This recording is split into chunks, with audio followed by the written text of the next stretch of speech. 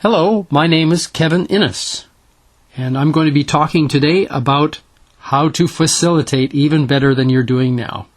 It is very fulfilling to be able to work with groups who have decided to make consensus decisions as an important part of the way they build their group. To have everyone wholeheartedly be a part of that decision that is made and have use techniques to bring out the best in their creativity is a wonderful process that I enjoy doing myself. So an excellent book on this is Facilitator's Guide to Participatory Decision Making by Sam Canner. And I'll be having a few slides about that today. Starting off with techniques for honoring all points of view, facilitative listening skills. And there are a whole list of them here. Many are self-evident. Respecting diverse communication styles, right? We all have different ways of expressing ourselves, some of which may not be preferred by others, but of course we try to make them kind. And keeping the volume at a level that will most easily have people listen to you, not get all emotional about what you're saying. We want to be able to have careful deliberations about things. Paraphrasing, saying what they have said in different ways that may facilitate others' understanding. Drawing people out. When they've started to make a point and they're seeking some support, you can ask questions to help facilitate that. Bring it out. Mirroring is a way of saying back to them what they've said, and that is another way of giving them support. Gathering ideas. Say there's ideas from a few different folks, bringing them together and finding some commonality. Stacking is where you can ask for who has comments on a particular topic, and say amongst 10 people, 4 people raise their hand. Okay, the order in which they raise their hand, that's the stack. 1, 2, 3, 4. And your Vibes Watcher can help you keep track of that. Tracking is where you have a number of different ideas about a topic or way of doing things, and you can keep track of them on the board by putting them in different areas on your chart, on your flip chart. Encouraging people to say more about their topic, balancing what they've said about the point they've made with maybe the opposite or a contrasting view, or seeing how that balances with other things that are taking place. Making space for a quiet person. They need a little bit more encouragement, and your Vibes Watcher can help you with that. Acknowledging people's feelings. Nonviolent communication has some excellent skills that way. Good thing to investigate yourself. Validating what their point. There again, another version of encouraging. Empathizing, saying how you may feel or speaking to their feelings on a matter. Intentional silence plays an important role in helping focus the group on what was just said, or when the group starts to get too excited, emotional, take a moment just to step back from all the excitement. It's amazing how long 10 seconds are is when things have been going rapid fire for a while. Linking up what people have said to what the topic at hand is that you're talking about, or what other people have said. Listening for common ground. That's pretty clear there. See if there's something similar to what someone else has said. Listening with a point of view is, if you, especially in terms of you have an expert on a subject, or someone who will quasi-act as a facilitator at that point, who has a particular view or expertise in law, for instance, or in technical issues, and then they will be listening with their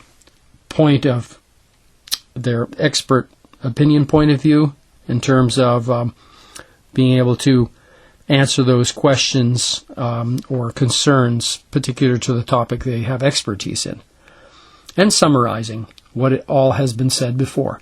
Now, another point, of course, with facilitating is that if you want to engage in the conversation yourself, you have a separate facilitator who can be substitute for you when you want to engage in the conversation yourself, or maybe two others. Now, you've set up your meeting with an agenda that you've let everyone know beforehand through email, and others can add to that. I'm going to talk for a couple of minutes about some basics of meeting structure that will help your facilitation. So, it starts off with that agenda, and when you come to meet everyone on time, you decide amongst you when the meeting will start and when it will end, including that a warm-up exercise at the beginning, icebreaker. There are some wonderful cooperative games, new team-building games, exercises that help to do that.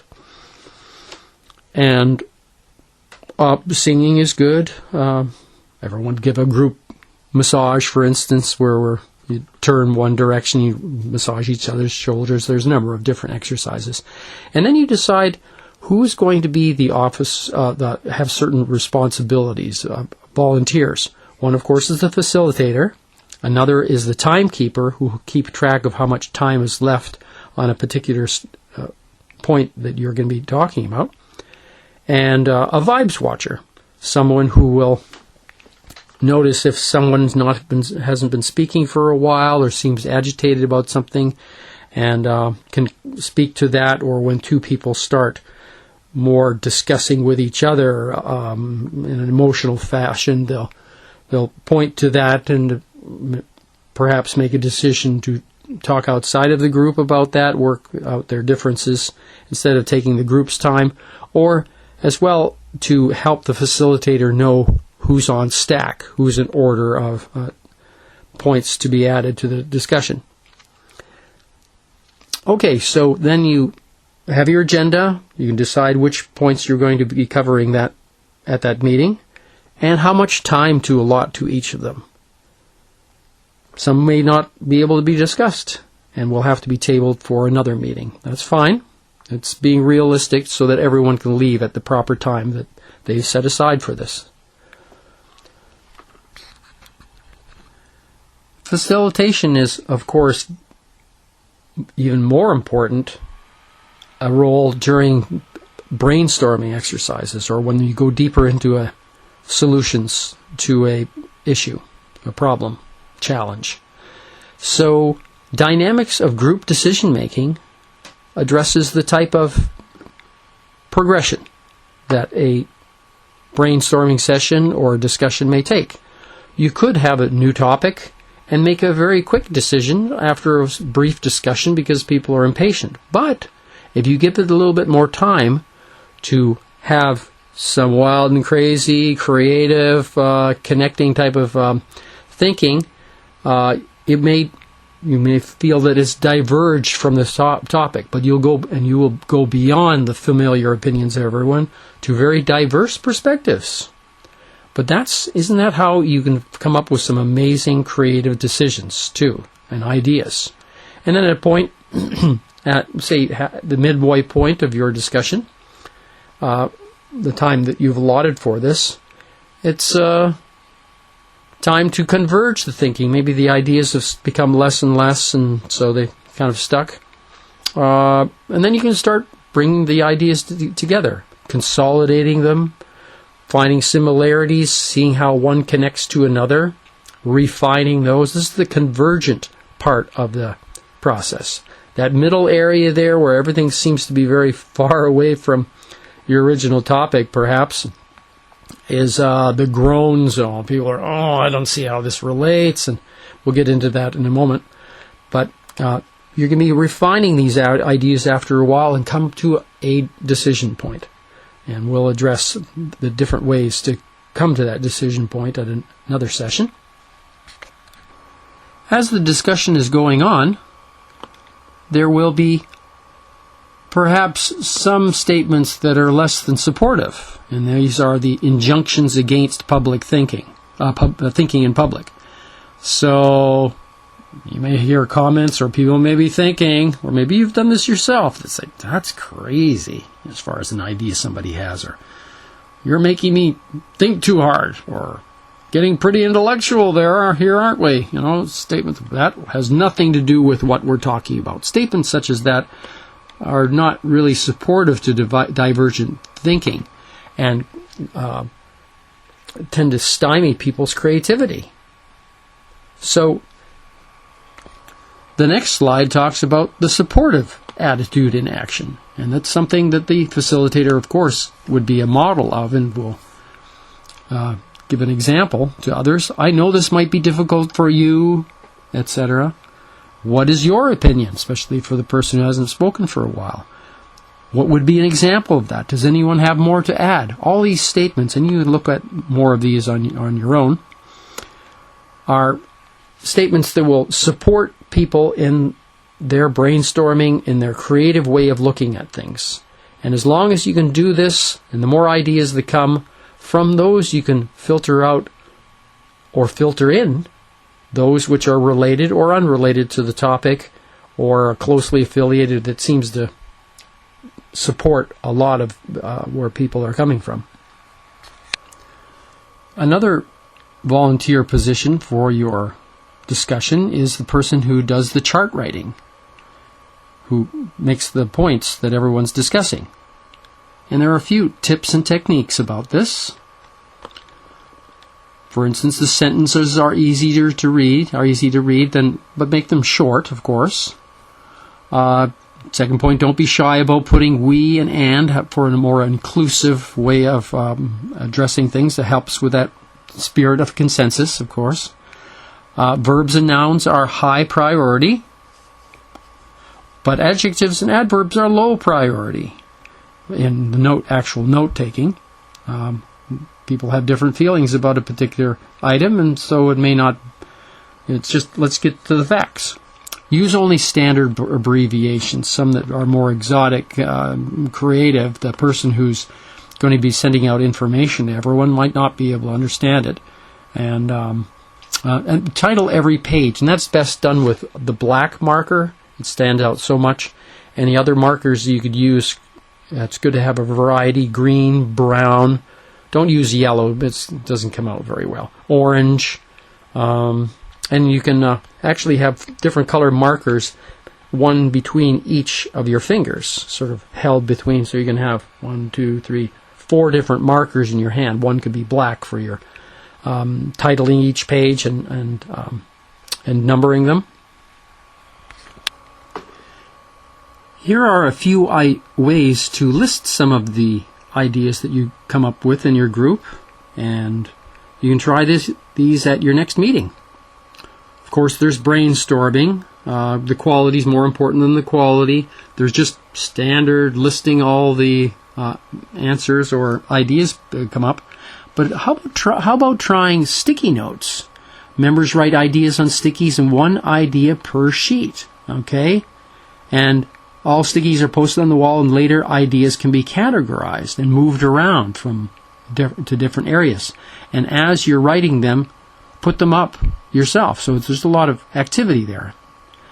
Small group jump start. People form pairs, discuss the question, then reconvene the group to build a list of good ideas. There's different ways of doing that, and I'll talk about that in a moment. Brain writing. Members write ideas on individual pieces of paper, and every few minutes people trade sheets, read them, adding fresh ideas. So you just keep on adding, don't include the idea you've had on a previous sheet, and just see. It's a sort of quiet way of doing it, especially in a large group or an area where there's a lot of echo. Might get a little too noisy. And multi-topic, multi-station. The flip charts on different topics posted around the rooms, and people move from station to station every couple of minutes. And you can do that with large sheets of newsprint, for instance, that you can put up on the wall. I would suggest 2 layers thick with blue tape so that markers don't print all the way through, and the blue tape will not leave a mark on the wall. And you just have a huge roll. We've done that before. Works great. And then you can have various stations all along the wall. So you have your facilitator important points in mind, and such as your listening skills, and you have the concept of your note taker and your vibes watcher, when you've been thinking in terms of a supportive attitude as you're doing meetings, and you have a few ideas about how to list the ideas that you do come up with in your group. This would be a good time to break up into small groups. Now, there are many ways of doing that, and it's a great way to get some energy going within the group, because some topics, people want to have a lot of input. And if you have 10 people in the group, say everybody gets 2 minutes to speak, that's 20 minutes. That takes just 2 minutes. That's 20 minutes of your meeting that may be only an hour.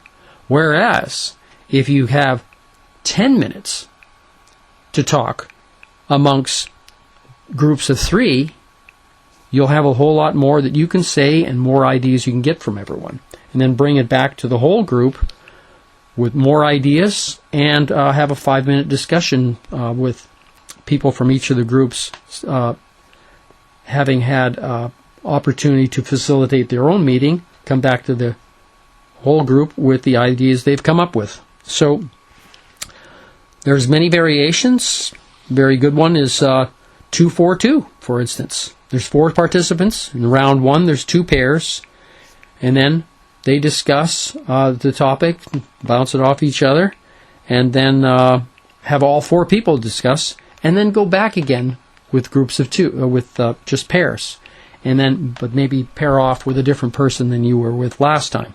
And then you could have the ramping up approach, where it's 8 people, just pairs at first, and then 2 groups of 4, and then all 8.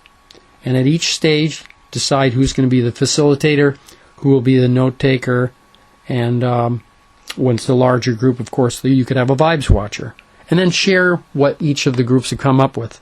So with 40 people, you could have a lot of ideas come together in a very short period of time. People feel really good about it. They've been having an opportunity to hear and be heard, and more than you would in a larger group where it's just one person speaking per time. So look over these closely. There's a number of great ideas about different types of combinations of small groups, and you can vary it each meeting that you go to. Make a suggestion that we have a component of your meeting include a small group discussion. Really helps liven up the meeting, and people look forward to the next one when you do it. So, for instance, you've had your brainstorm, and you've been you're midway through the discussion. This might be an opportunity for you to break up into smaller groups, for instance, and look at the list in more detail. And so you can sort the data with some particular criteria in mind, especially if you have a huge list. Create categories and sort the data. You could do the sticky approach, the post-it note stickies, for instance, and move them around. Maybe it's a timeline that you have, and you have different things, 4 or 5 different areas of activity through a campaign, educational campaign that you have. You have the PR and the internet. You have the publication material. You have tabling, outreach. So each of these has its own timeline doing things, and post-it notes or stickies are really good for being able to sort your ideas into a time frame and a particular category very quickly. You could call the list by selecting high priority items as another way to approach your ideas from a brainstorm. Debrief the activity by sharing reflections on the list as a whole. How was that activity? What do you think of the ideas we've collected together? And to discuss, of course, what do we want to do now? So you've had your meeting, and you've had a number of great ideas that have come up, and you've made some decisions. Very important essential, in fact, to have follow-up. And that includes the notes that you have just had. That would be a point of time when the person who had been taking notes can verify the decisions that everyone has made and summarize them and have a time frame which they are to be done, duties, responsibilities from various members to reinforce that, and then to have a discussion about how the meeting went. What were the good things that happened? What are the things that could be improved, and some suggestions to allow time in your schedule to fine-tune and assess your meetings as a whole and what you could do even better next time. And then have some kind of closing exercise or an activity that you can do together. It could be a moment of silence, or it could be another exercise, team building exercise. It just takes a few minutes, and people feel really good about a wonderful closing, because then it's the parting thought that they've had, and they are more inclined to come to your next meeting.